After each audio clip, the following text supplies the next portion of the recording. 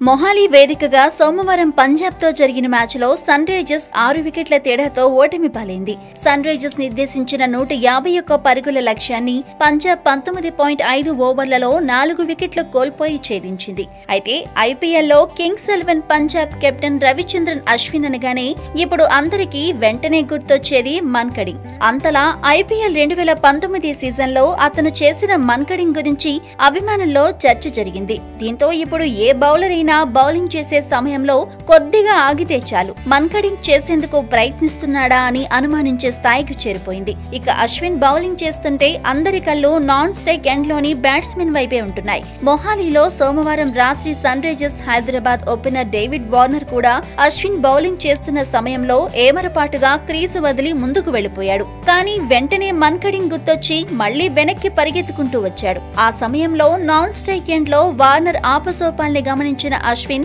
ముసుముసుగా నవ్వుకోవడం కనిపించింది. అయితే ఇంతకు ముందు జైపూర్ వేదికగా మార్చి 25న జరిగిన మ్యాచ్ లో Rajasthan Royals opener Jos Buttler ని అశ్విన్ మన్కడింగ్ రన్అట్ చేశాడు. అయితే బ్యాట్స్మెన్ ని మన్కడింగ్ చేసే ముందు కనీసం ఒక్కసారైనా బౌలర్ హెచ్చరించాలనేది క్రికెట్ నిబంధన అంటూ మండిపడిన కొందరు మాజీ క్రికెటర్లు అశ్విన్ క్రీడా స్ఫూర్తి తప్పాడంటూ విమర్శించారు. మరికొందరు అశ్విన్ చేసింది కరెక్టే అంటూ మద్దతుగా నిలిచారు.